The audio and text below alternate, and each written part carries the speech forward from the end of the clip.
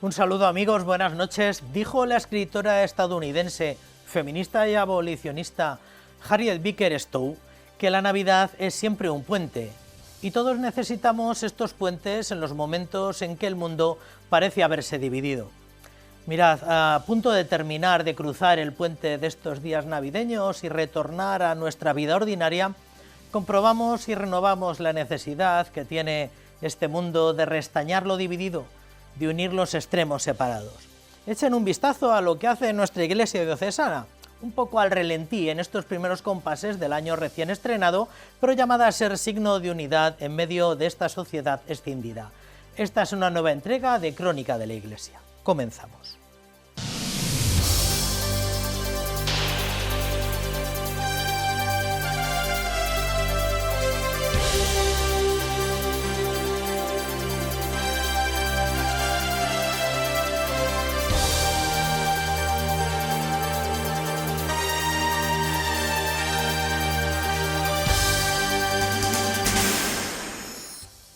La Santa Iglesia Catedral Primada acogió la celebración de la solemnidad de la Epifanía del Señor, presidida por el señor arzobispo, una fiesta que, más allá de la tradición y de la ilusión de los regalos, centra la mirada de la Iglesia en la manifestación de Jesucristo como luz para todos los pueblos. Don Francisco exhortó a la comunidad cristiana a dejarse interpelar por la Epifanía, invitando a abrir el corazón y a ponerse en camino con una mirada más amplia. Asimismo, animó a todos los fieles de la diócesis a caminar como Iglesia, llamada a ser signo de esperanza en lo cotidiano. En la solemnidad de la Epifanía del Señor, este martes 6 de enero, el señor arzobispo de Toledo presidía la Santa Misa en la Catedral Primada. Concelebraron el obispo auxiliar, don Francisco César García Magán, y el deán, don Juan Pedro Sánchez Gamero. En su homilía, el prelado toledano explicó lo que significa la Epifanía. Todo es mensaje, todo es gracia, todo es don, todo es regalo del amor de Dios, todo es Epifanía. Por eso, todos los protagonistas de la Navidad nos han recordado esta idea, sobre todo María y José, que acogen y se entregan y se dan desde su propia realidad. El señor arzobispo de Toledo explicó lo que significa la estrella para los Reyes Magos de Oriente y cómo nosotros ahora necesitamos del silencio y de la solidaridad para poder llegar a Belén, en un camino donde no debe faltar la sobriedad. Eso es lo más fácil del mundo, quedarse en ella, tirar la toalla, pero lo importante es saber sortear, como sortean ellos, las dificultades y los problemas. Y por eso la sobriedad, de que cuando muchas veces se encuentra con que la estrella se oculta, o también cuando Herodes trata de engañarlos, los Herodes de siempre, que lo único que le interesa es el dinero, el poder y el éxito. Son las tres claves de todos los poderosos. Concluyó su homilía el prelado toledano asegurando que la estrella hoy es la Iglesia, que siempre nos lleva a Cristo.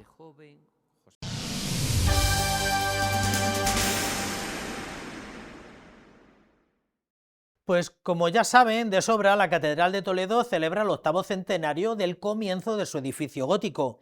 La Facultad de Humanidades de la Universidad de Castilla-La Mancha quiere contribuir a los actos conmemorativos de esta cita, de este centenario, organizando un congreso internacional que repase la trayectoria histórica, artística y litúrgica de un edificio que forma parte indisoluble de esta ciudad. El título elegido para el encuentro académico es una cita del cardenal Cisneros que definió el referencial templo primado como metro y medida de todas las demás iglesias particulares. Es una de las grandes apuestas que no puede faltar en toda conmemoración que quiera dejar un pozo académico y científico. Si hablamos del 8º centenario, además de la organización de la exposición primada con el programa de restauraciones que se está realizando, que incluye las correspondientes publicaciones científicas, Toledo acogerá del 21 al 23 de octubre del próximo año un congreso científico internacional en torno a esta conmemoración. Sigue siendo una materia de estudio que todavía tiene muchas cosas que aportar y sobre la que todavía se tienen que, bueno, pues que trazar a lo mejor nuevos planteamientos que superen a lo mejor ideas que ya están superadas, porque bueno, pues han avanzado los tiempos, hay nuevas metodologías de estudio, hemos conocido nuevos documentos, entonces todo eso propicia pues que se pueda reemprender trabajos para el futuro, ¿no? La Universidad de Castilla-La Mancha y su Facultad de Humanidades de Toledo han querido sumarse a los actos conmemorativos de esta efeméride, organizando este congreso internacional que repase durante los siglos XIII al XV la trayectoria histórica, artística y litúrgica de un edificio que forma parte indisoluble del paisaje urbano y humano de la ciudad, y que a la vez deje abiertas nuevas líneas de investigación a partir de los hallazgos de este primer cuarto de siglo. Queremos también que haya una mesa redonda, precisamente donde se aborden un poco retos de futuro, sobre todo desde el punto de vista de la gestión del patrimonio de la catedral, en la que participen pues, arquitectos, arqueólogos, los propios responsables del archivo.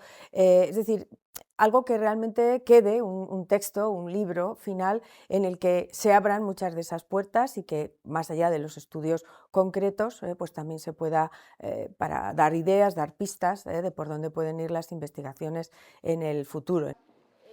María José Lopotín, Jaime Moraleda, Juan Carlos de la Flor, de la Universidad de Castilla-La Mancha, junto a Eduardo Carrero, de la Universidad Autónoma de Barcelona, forman el comité organizador de ese congreso que tiene como lema «Metro e mesura de todas», expresión extraída de una carta escrita por el cardenal Cisneros al Cabildo en 1509, cuando define a la Catedral Primada como medida por su carácter ejemplar que debía tener para el resto de catedrales e iglesias.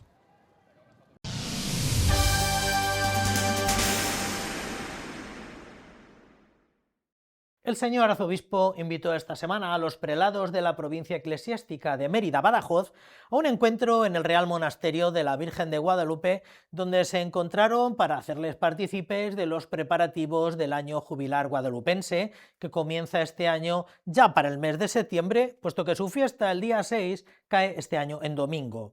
El anterior jubileo, como tal vez recuerden, coincidió con la pandemia y la Santa Sede graciosamente prorrogó durante un año más la gracia jubilar en este santuario de la Archidiócesis Primada. Desde Guadalupe estamos contentos y felices de estar aquí a los pies de la Morenita, de la Virgen que tanto queremos, Nuestra Señora de Guadalupe.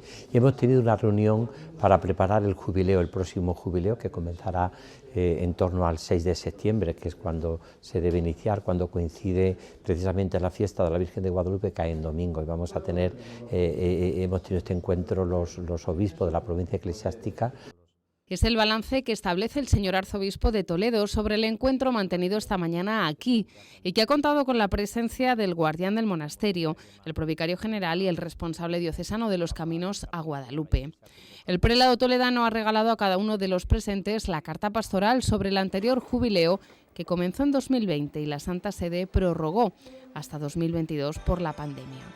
Durante ese tiempo de gracia fueron cerca de 200.000 los peregrinos que acudieron hasta aquí para encontrarse con la Morenita de las Villuercas.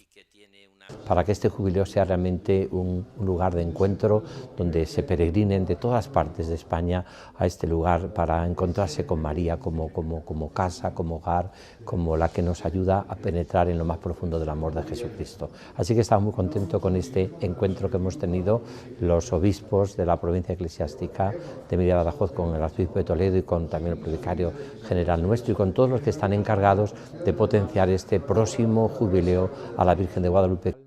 Hoy se ha creado esta comisión, la Comisión Jubilar Guadalupense, que coordinará todos los trabajos y celebraciones de este tiempo de gracia que comienza al caer el 6 de septiembre en domingo.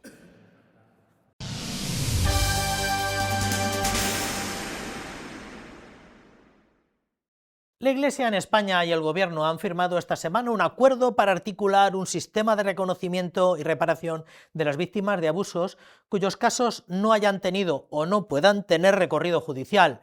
El mecanismo de carácter temporal se canalizará a través del Defensor del Pueblo y se desarrollará en colaboración con la Comisión del Plan de Reparación Integral a las Víctimas de Abusos, establecida por la Iglesia española. Es un nuevo paso dentro de un camino iniciado hace años que ha recibido una valoración muy positiva por parte de la Santa Sede. La Iglesia en España y el Gobierno han acordado abrir una vía a través del Defensor del Pueblo para aquellas personas víctimas de abusos que no deseen acudir directamente a la comisión priva establecida por la Iglesia. Este sistema acordado de reconocimiento y reparación tendrá el criterio técnico de la Oficina del Defensor del Pueblo, la evaluación de la comisión priva, el consenso Iglesia Católica-Estado y la participación de las víctimas. Se mantiene así, por tanto, el trabajo que se viene realizando desde hace años desde la Conferencia Episcopal Española. Por eso, desde septiembre del año 2024, una comisión asesora del Plan de Reparación Integral que la Iglesia ya tiene en marcha desde julio del año pasado, pues ha podido atender a más de un centenar de víctimas que se han acercado a recibir esta propuesta de reparación integral, que en muchos casos tiene que ver con la posibilidad de un encuentro, de un diálogo, que tiene que ver también con la asunción de indemnizaciones para la reparación de daños morales y demás. El acuerdo prevé la creación de una comisión integrada por el Gobierno, la Iglesia y las asociaciones de víctimas para fijar las indemnizaciones en el caso que no se llegue a un acuerdo en primera instancia. Si o bien la Iglesia Católica o bien la víctima tiene alegaciones, no está conforme con la propuesta del Defensor del Pueblo, entonces se reunirá una comisión mixta donde estará participada por Iglesia, Estado y víctimas. Las asociaciones de víctimas participarán en esa comisión mixta que será, digamos, la segunda instancia de esas reparaciones, de esas propuestas que hará el Defensor del Pueblo. Y ahí, en unas reuniones y en un trabajo conjunto que se habrá de hacer en esa comisión mixta, insisto, Iglesia, Estado y víctimas, las tres partes representadas, se intentará llegar a un acuerdo para conocer cuál es la reparación adecuada y justa que merece la víctima. ¿Y qué será el Defensor del Pueblo el que fije en última instancia la indemnización? Si tampoco en esa comisión mixta, en esa segunda instancia, hubiera un acuerdo, entonces el criterio que prevalecerá será el del Defensor del Pueblo. Por tanto, la indemnización en última instancia la fija el Estado y la abona la Iglesia. Y creo que esta es la clave del acuerdo al que hemos llegado esta mañana y que ya hemos firmado. El Estado decide la indemnización y la reparación, la Iglesia Católica la paga. El Gobierno de España ha aceptado que las reparaciones económicas estén exentas del impuesto sobre la renta. El presidente de la Conferencia Episcopal Española ha adelantado la cantidad que ya se ha desembolsado en concepto de reparación de las víctimas de abusos. Se realiza toda esta propuesta en relación con las propias congregaciones religiosas, con las diócesis, que han podido ser conocedoras de asuntos, en muchos casos ocurridos hace ya unas cuantas décadas.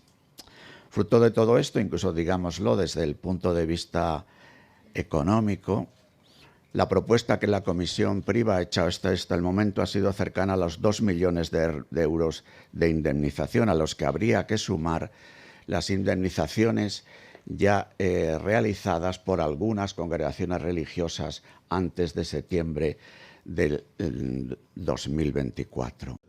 El sistema establecido no está basado en la imposición de una obligación jurídica, sino en el compromiso moral de la Iglesia y el mutuo acuerdo de las partes. Es una vía temporal con una duración de 1 año, prorrogable 1 año más, para aquellas causas que no hayan tenido y no puedan tener recorrido judicial, bien por la prescripción del delito o por la muerte del victimario.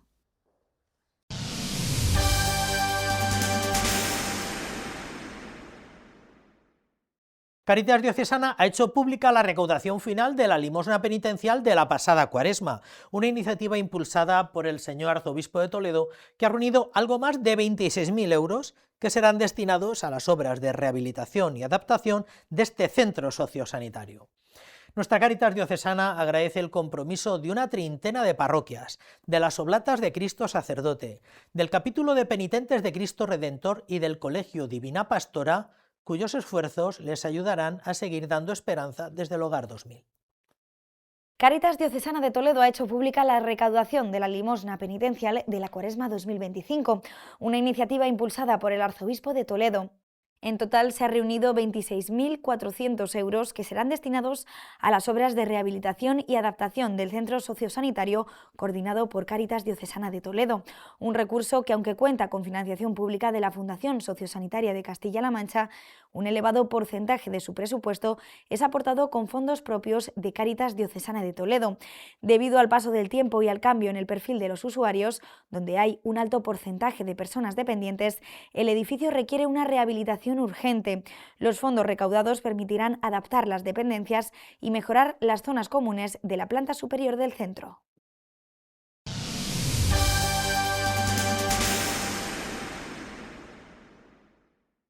El Papa León dedicó esta semana sus mensajes a la paz, la justicia y la esperanza, poniendo su atención en la crisis de Venezuela, en la clausura del Jubileo de la Esperanza y la solidaridad frente a todo sufrimiento mundial. Durante el Ángelus expresó su preocupación por el bienestar del pueblo venezolano, al tiempo que llamó a respetar su soberanía y atender a los más pobres. También manifestó su cercanía con las familias de las víctimas del incendio en Suiza y alentó la oración por ellas. En la solemnidad de la Epifanía clausuró la Puerta Santa del Jubileo. Esta semana el Papa León XIV elevó su voz por la paz, la justicia y la esperanza. En el centro de sus mensajes, la situación en Venezuela, el cierre del Jubileo de la Esperanza 2025 y un llamado urgente a la solidaridad en un mundo herido por la violencia y el sufrimiento.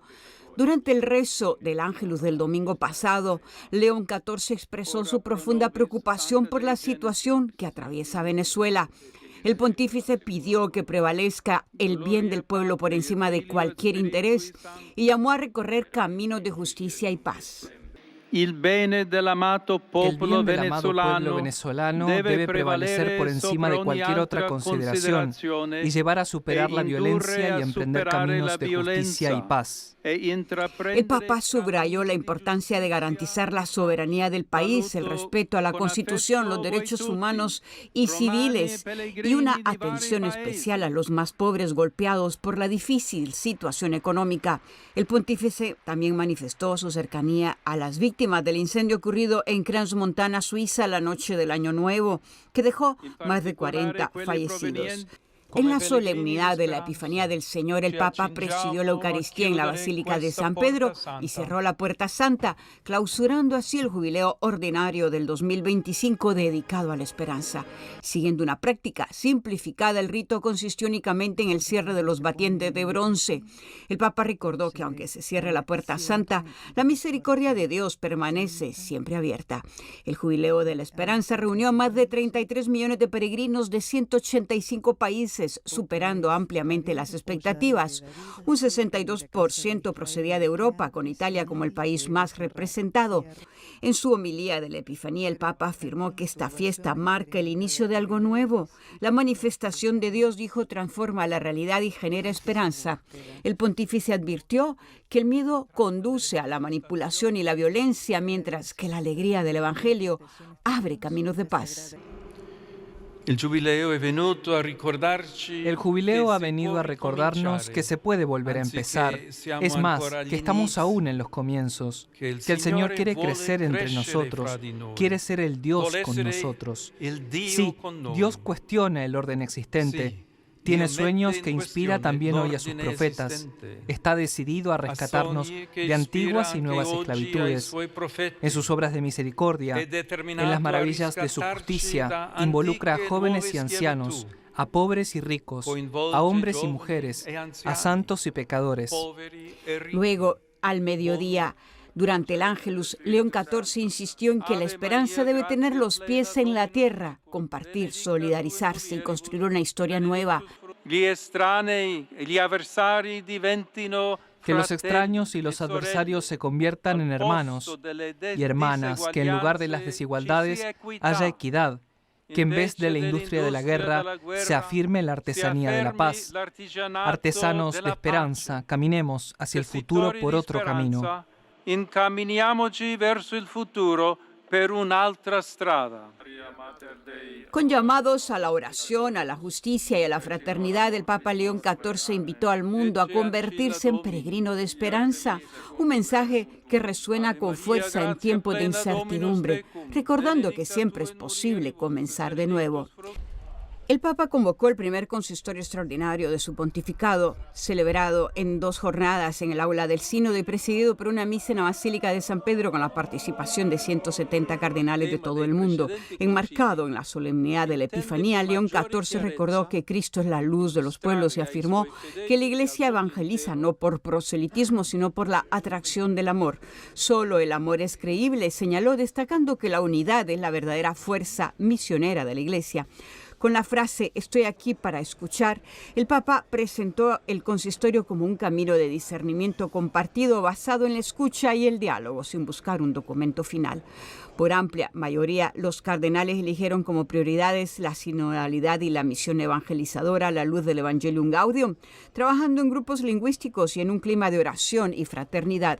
Y en la misa con los cardenales, el Papa definió el consistorio como un detenerse profético para poner en manos de Dios los desafíos del mundo y animó a compartir con generosidad, como en el Evangelio de los panes y los peces, para responder a una humanidad herida y hambrienta de justicia y de paz.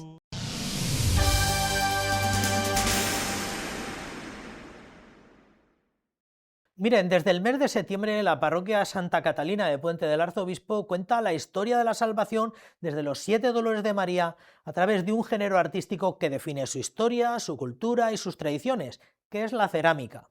El retablo cerámico recién inaugurado en la Capilla de la Soledad del templo parroquial es un sorprendente elenco de destreza artístico a cargo del artesano Antonio García Cerro y de recorrido catequético a cargo de un célebre de nuestro presbiterio diocesano, que es don Clemente Sánchez Calderón.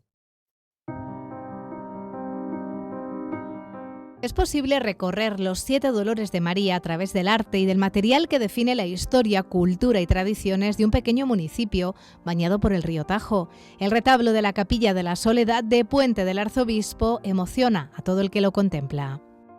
La idea surge todo para adornar o acompañar la imagen de la Virgen de los Dolores, que se encontraba vacía totalmente en una hornacina. El párroco don Clemente fue guiando teológicamente al artista Antonio García Cerro con un talento excepcional para reflejar cada detalle. Empezamos a cambiarlo en el año 2017, porque estaba comido por la termita. Ahora empezamos a desarmarlo y estaba pero totalmente, o sea, incluso había bichos entre la madera, sí. Entonces tuvimos que sacarlo todo. Sí es cierto que el retablo no surge de un día para otro, ni surge tampoco la idea de un día para otro. Ha sido un proceso muy largo, donde hemos ido dando muchas vueltas, y a veces las circunstancias, las conversaciones, incluso con la gente de la hermandad, entre nosotros, nos sugerían muchas ideas, ¿no? Y a mí fue un poco lo que se me ocurrió, si podíamos relacionar los dolores de María con lo que es la creación y el pecado original. Así es como la iconografía tradicional que ha representado la advocación de la Virgen de los Dolores en Puente del Arzobispo da un paso más. Bueno, pues una cosa emocionante. Sí. Ya veo que te emocionas y todo al decirlo. Es algo muy bonito. La manzana, las hojas de parra, la serpiente, frente al pecado de Adán y Eva, el retablo de la Capilla de la Soledad nos muestra la respuesta de María en el seguimiento a su hijo. Pero lo importante del retablo es que nos cuenta no solamente los dolores de María, sino la última respuesta, que es la respuesta de Dios, que está en la coronación.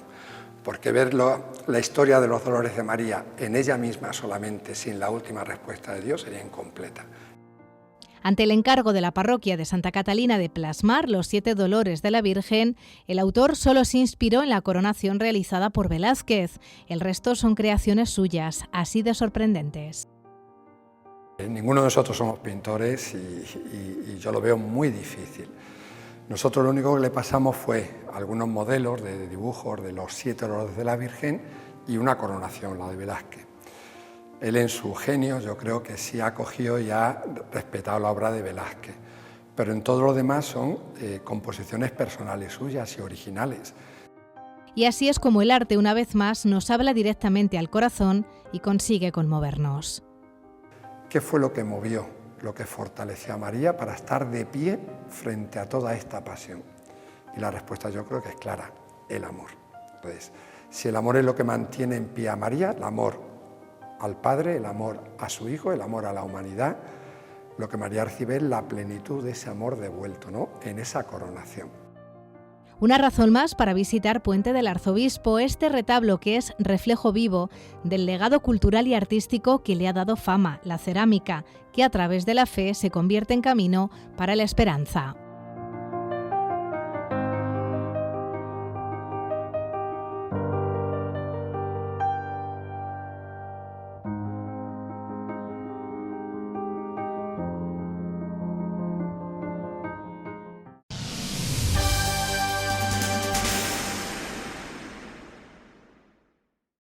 La Hermandad Obrera de Acción Católica celebró el pasado verano su plenaria nacional de representantes, que aprobó las prioridades de acción para los próximos 2 años y renovó parte de su comisión permanente. En este marco, Paloma Becerra fue ratificada como nueva presidenta. Esta maestra y militante de la Archidiócesis de Madrid ha asumido este servicio a la Iglesia y al mundo obrero desde la OAC, en un nuevo curso en el que continúa la campaña por el cuidado del trabajo y el proceso sinodal en una sociedad cada vez más desigual y más polarizada. Con más de 30 años de militancia en la OAC, desde el pasado 1 de noviembre, Paloma Becerra es la nueva presidenta de esta entidad, que lleva la voz de la Iglesia al mundo del trabajo y que acerca las diferentes realidades del mundo del trabajo y los trabajadores a la Iglesia. Un viaje de ida y vuelta que ha estado siempre presente desde la creación de la OAC. Porque no solo estamos comprometidos en el mundo del trabajo y no solo llevamos esas reivindicaciones o esa palabra o ese compromiso, sino que también somos personas insertas en nuestras iglesias locales y le damos una globalidad a lo que hacemos, ¿no? Yo creo que desde ahí sí que somos respetados dentro de la iglesia. En esta nueva etapa que comienza la OAC nace con la vista puesta en la sinodalidad, pero sin renunciar a muchos de los retos y de los interrogantes que son comunes al mundo del trabajo desde sus comienzos, aunque hayan cambiado muchos escenarios y aparecido nuevas cuestiones. En el fondo, si se tiene en el centro a la persona, sus preocupaciones, los retos y las preguntas y respuestas a dar son las mismas. La realidad social ha hecho que tengamos cada vez más contratos indefinidos, sí, pero mayor dificultades para llegar a final de mes. Me refiero con el tema de la subida de las viviendas o la dificultad de la falta de vivienda o lo que supone llegar ahí, ¿no? Y tenemos una población empobrecida, una población trabajadora empobrecida. Hace unos años quien trabajaba tendría mejores o peores condiciones, pero llegaba a fin de mes, digamos, ¿no? La OAC está presente en las diócesis españolas con mayor o menor incidencia, dependiendo de múltiples circunstancias. Desde la Comisión Permanente insisten en ser instrumento y herramienta para la formación, concienciación y visibilización del mundo del trabajo, actuando además de enlace con los obispos de cada diócesis. No siempre es fácil, pero no será porque no empujemos y porque no apoyemos la diversidad. O sea, la diócesis de la OAC, o sea, la OAC en la presencia diocesana es variada. En unas diócesis hay grupos más numerosos de militantes y en otras son grupos más pequeños. Estamos trabajando en lo que es la iniciación y la extensión y poco a poco, porque esto es un trabajo que uno va sembrando. Junto a Paloma Becerra han sido elegidos el resto de las personas que conforman la Comisión Permanente y que asumen esta responsabilidad durante los próximos 4 años.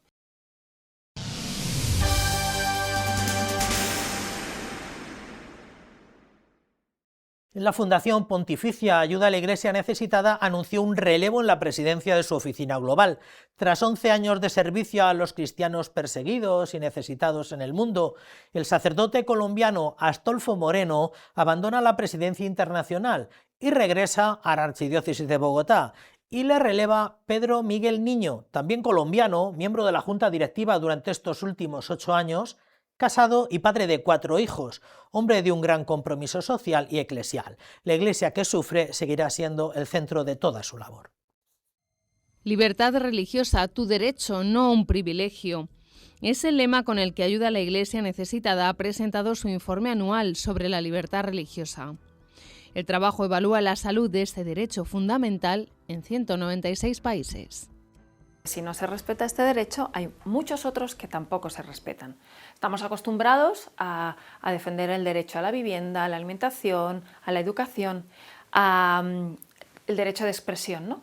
Pues si el derecho a la libertad religiosa no se cumple al 100%, muchos de estos tampoco. No podemos reunirnos libremente, la libertad de culto, libertad de expresión, libertad de educación, porque a veces en algunos sitios no puedes decir que eres cristiano, no puedes recibir una educación cristiana. Entre sus conclusiones, el autoritarismo es la mayor amenaza a la libertad religiosa y las mujeres de minorías religiosas sufren cada vez más la persecución a causa de su fe, enfrentándose a secuestros, conversiones forzosas y son incluso obligadas a casarse. Las mujeres de las minorías religiosas sufren cada vez más por pertenecer a unas determinadas religiones. La mujer es perseguida, es más vulnerable y son un foco de atención a determinada persecución y ataques a causa de la fe. El informe sobre la libertad religiosa 2025 destaca que son 413 millones los cristianos que viven en países donde la libertad religiosa está gravemente violada, de los que 220 están expuestos a la persecución. No quiere decir que vayan a atacarles a ellos, a todos, sino que viven en ese territorio en el que la libertad religiosa no se cumple al 100%.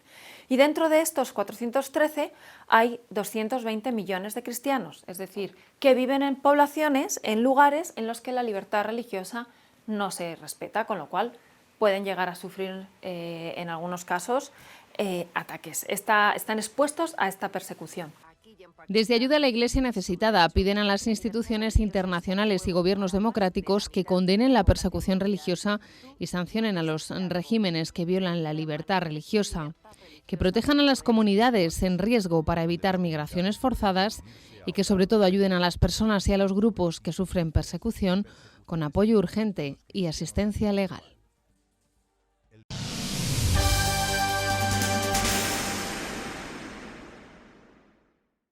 Un equipo de doctores en Historia del Arte de la Universidad Complutense estuvo llevando a cabo una investigación del sepulcro de Hanekin de Bruselas, maestro de obras de la Catedral de Toledo y uno de los introductores del gótico flamígero en Castilla. Y lo estuvieron haciendo en una de las capillas laterales de la iglesia de San Bartolomé, cerrada al culto y dedicada a la intendencia de la Junta de Hermandades de la ciudad. Y todo tirando del hilo de que la hija de Hanekin dejó testado que quería ser enterrada en esta iglesia, donde ya yacía su padre. Es una enorme suerte tener una capilla como esta, porque la cosa más habitual es que a lo largo del siglo XVIII, XIX y sobre todo del siglo XX se vayan picando las iglesias. Y me refiero a picar el enlucido, lo blanco o los colores que cubrían las paredes para revelar lo que tenemos ahora en esta iglesia, por ejemplo, que es el ladrillo.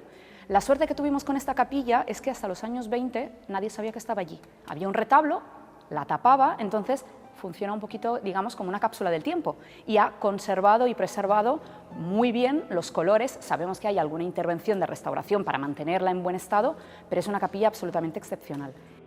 Con toda la emoción del que sabe que se encuentra ante algo excepcional y que viene refutado por años de investigación académica en torno al paso de Hanekin de Bruselas por la ciudad de Toledo. Así se han sentido estos investigadores. Hanekin fue maestro de obras de la catedral y según las investigaciones realizadas por la también doctora en Historia del Arte, María Juste, y publicadas en su tesis doctoral, su hija dejó dicho en su testamento que quería ser enterrada en el lugar donde yacía su padre, en la iglesia de San Bartolomé de Sansoles. Nos encontramos con que hace unos años una compañera nuestra, María Juste, descubrió que precisamente en esta iglesia en la que nos encontramos, San Bartolomé de Sansoles, se encontraba enterrado ni más ni menos que uno de los arquitectos más importantes de la Edad Media en Toledo, que es Hanekin de Bruselas. Bueno, todo esto nos ha llevado hasta aquí para analizar la iglesia en su conjunto y buscar un poco la pista de Hanekin de Bruselas en particular y bueno, en eso estamos ahora mismo. Ahora, gracias a un proyecto de investigación que ha recibido el apoyo del Ministerio de Cultura sobre el reempleo de materiales de la Edad Media a la Edad Moderna, estos investigadores han llegado hasta aquí. Hasta hace prácticamente 5 o 6 años no sabíamos ni siquiera dónde estaba enterrado Hanequín de Bruselas, que es una de las piezas fundamentales del tardogótico en Castilla, y simplemente el hecho de que sepamos que está enterrado aquí pues ya nos da muchas pistas de que él vivía en esta zona, él estuvo casado con una mujer castellana, y bueno, al fin y al cabo revalorizar estas figuras que a lo mejor son un poquito más desconocidas para el público, pues siempre redunda en un beneficio para el patrimonio de la ciudad. Dentro de esta iglesia encontramos esta capilla que presenta varias escenas de la vida de Jesús. Una natividad, también aparecen representados los donantes, tradicionalmente son aquellos nobles que encargan la capilla. Sorprenden los colores, la iconografía con los dragones y otros detalles que nos hablan de una Edad Media en la que predominaba el color y la luz. Sabemos por documentación que había muchísimas más. El problema es que muy pocas veces se han conservado estas pequeñas cápsulas del siglo XV o principios del siglo XVI que pues, nos ayudan, algunas como esta, a revelar todo el color que tenía la Edad Media, que no era una época ni de oscuridad, ni de momentos tenebrosos, ni nada por el estilo. Era una época de luz, color, brillo y dorado. Entonces, esto es como debemos imaginar la mayoría de las iglesias de la diócesis de Toledo y de muchas otras localidades. Investigación, método, consulta de fuentes y acceso directo al patrimonio, como ha sido en este caso facilitado por el Arzobispado de Toledo, que redunda en un mayor conocimiento de nuestra historia, de sus protagonistas y el legado que dejaron.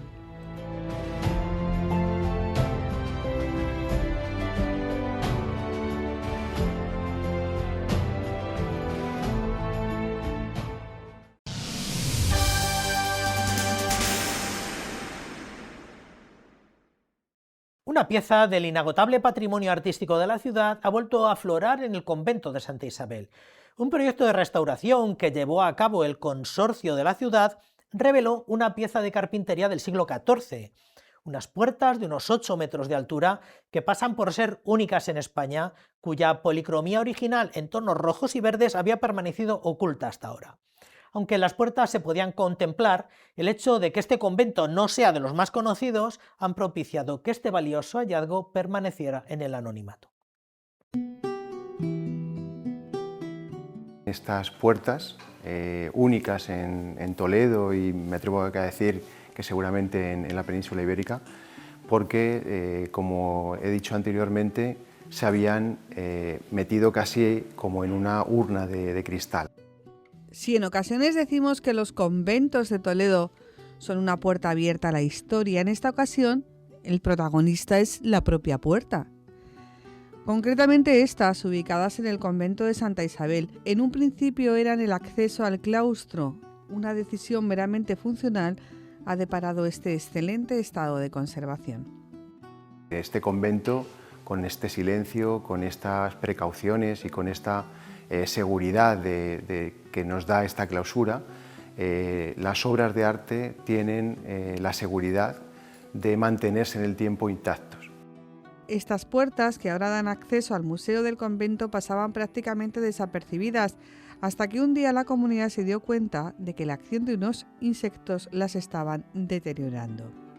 Las avispas aprovechan estos pequeños agujeros que hay, las formas que tiene la propia madera para hacer sus nidos, y ellas raspan la superficie, así que al final se acaban llevando lo que vemos nosotros como bonito, la policromía o esos acabados superficiales.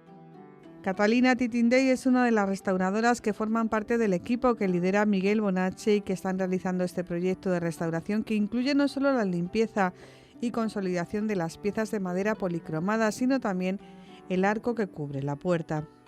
Lo llamamos desembotar, ya que estamos quitando esas cales enlucidos que se han puesto con los años, que están bastante adheridas al original, y lo estamos quitando a punta de bisturí y también con formones. Hay partes que permiten un poco más de rapidez, pero otras sí que están bastante adheridas al original. Amén de la belleza de las puertas, tienen una funcionalidad, servir de celosía, que permite ventilar la estancia y a la vez tamizar la luz, funciones básicas teniendo en cuenta que daban acceso al claustro. En este tipo de trabajo los restauradores se convierten en prácticamente cirujanos que ayudan a curar las heridas del tiempo, conservando el objeto con vida y conservando también la identidad de aquellos bienes que se depositan en sus manos. No son artistas, son muchas cosas más. Es un trabajo precioso y sobre todo perfecto para una persona curiosa, porque nunca acabas de terminar de estudiar algo. Al final nos tratan como artistas, pero no somos solo eso. Al final tenemos que estudiar historia del arte, química, biología. Tenemos que tener muy en cuenta todo y eso es lo que me gusta, el siempre tener que preguntarte el por qué o qué hay detrás de lo que vas a hacer ahora mismo. Siempre tienes que estar atento a todo. Muy cercanas a estas puertas, en la siguiente galería del primitivo claustro, se encuentran otras de grandes dimensiones que también necesitan trabajos de conservación y restauración. Para la comunidad de religiosas estas obras serían imposibles de acometer con sus fondos propios, de ahí la necesaria ayuda del consorcio que va a invertir en este proyecto 40.000 euros dentro del programa de ayudas a edificios declarados bien de interés cultural, como es el caso. Creo que tendríamos que potenciar a los conventos que tienen comunidad, a los bienes de interés cultural que tienen fijación de población. Para el consorcio, una persona que está empadronada en el casco histórico de Toledo tiene igual de condiciones, viva en un convento, viva en un palacio, viva en una casa o viva en un cuarto sin ascensor. Tenemos que ser ecuánimes y tenemos que proteger nuestro patrimonio, pero tener mayor puntuación si en este caso los conventos tienen vida y queremos que sigan teniéndola. Para la comunidad de religiosas esta obra no es solo una recuperación, sino que va más allá y se une a otros conceptos como la conservación y el legado para aquellos que vengan y habiten estos muros. Y por ende, para la ciudad de Toledo, que se convierte en guardiana de la historia, testigo de su pasado y herramienta para la conservación de ese legado.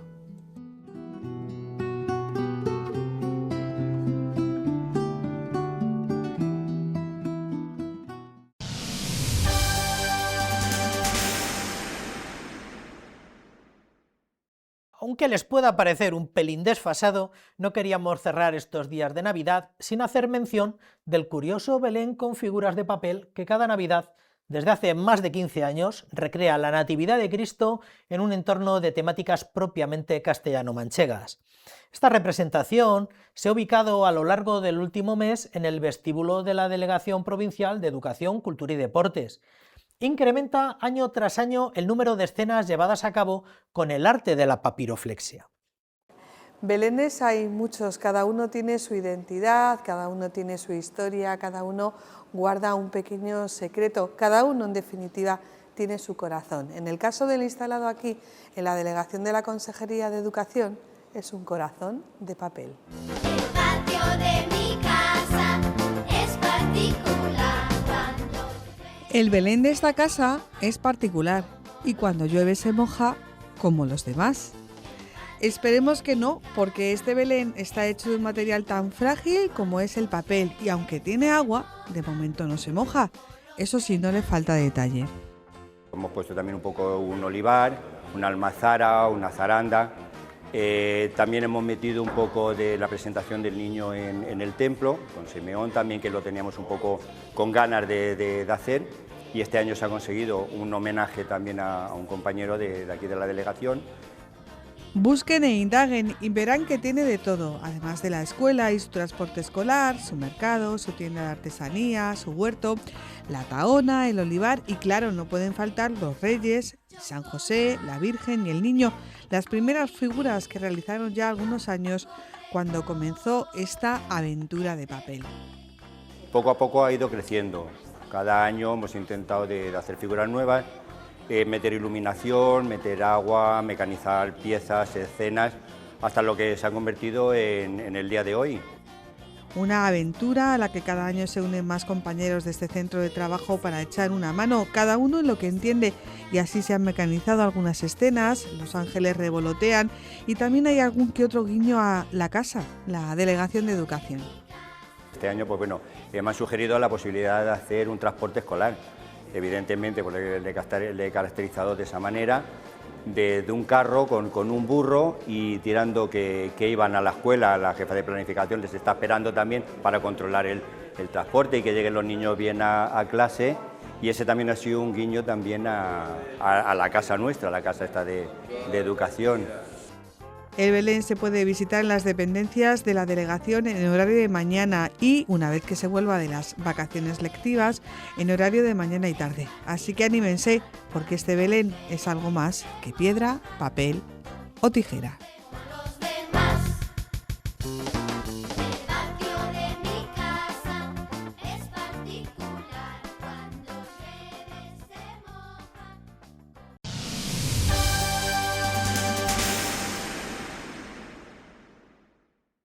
Muy bien, pues hasta aquí esta crónica de estos últimos 7 días. Recuerden siempre que siguen siendo importantes sus aportaciones.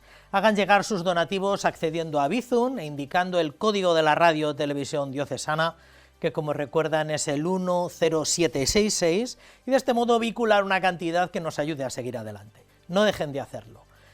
Les emplazamos a una nueva entrega de Crónica de la Iglesia. Ya para el próximo fin de semana les esperamos aquí en el mismo sitio y a la misma hora. Hasta entonces, que tengan una buena semana y que sean felices.